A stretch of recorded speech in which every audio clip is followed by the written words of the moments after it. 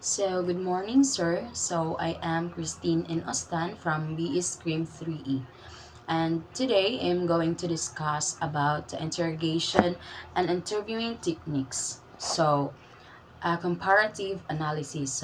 Interrogation and interviewing are both methods used to gather information from individuals. However, they differ significantly in their objectives and techniques. First is I'm going to discuss the interrogation techniques. In interrogation techniques, there are categories. First is raid techniques.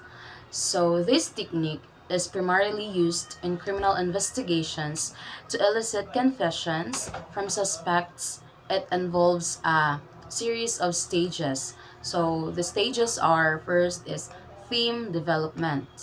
Presenting a theme to suggest guilt. Next is factual confrontation. Confronting the suspect with evidence.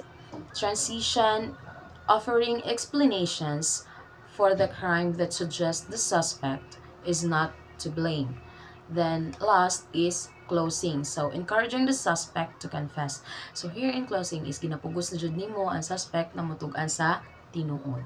The following discussion will be discussed by my co-reporters. Good afternoon, sir. I am Risa Mimanda from BE Screen 3. I'm going to report the direct questioning and controlled confrontation. First, direct questioning. This technique involves asking specific close-ended questions to obtain information. It is often used in preliminary interviews to gather basic facts. The second is controlled confrontation. This technique involves presenting evidence to a suspect in a controlled environment. It is used to challenge the suspect's account and elicit further information. A. Bagumi, and my topic is all about interviewing techniques. Cognitive interviewing. This technique is used to improve the recall of memories. It involves a series of techniques including context restatement, creating the context of the event, report everything, encouraging the interviewee to report all details, even those that seem significant, changing perspective, recalling the event in reverse order. My name is Kim Sapatangan. My topic is narrative interviewing and rapport-based questioning. Narrative interviewing. This technique is used to elicit a detailed chronological account of an event. It involves asking open-ended questions and allowing the interviewee to tell their story in their own words. The second is rapport-based questioning. This technique is used to establish a rapport with the interviewee and create a comfortable atmosphere. It is involved using active listening and empathy and non-verbal communication.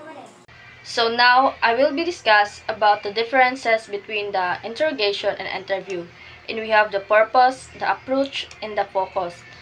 First is the purpose. Interrogation techniques are primarily used to obtain confessions, while interviewing techniques are used to gather information or understand perspectives. Next is the approach.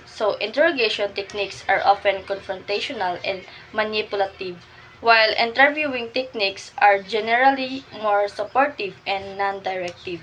Next is the focus. Interrogation techniques focus on obtaining a confession, while interviewing techniques focus on obtaining accurate and detailed information. Appropriate use cases. The choice of technique depends on the specific situation and the goals of the interview or interrogation. For example, if the goal is to obtain a confession from a suspect who is believed to be guilty, interrogation techniques may be appropriate. If the goal is to gather information from a witness who may be hesitant to talk, interviewing techniques may be more effective. That's all for our report. Thank you.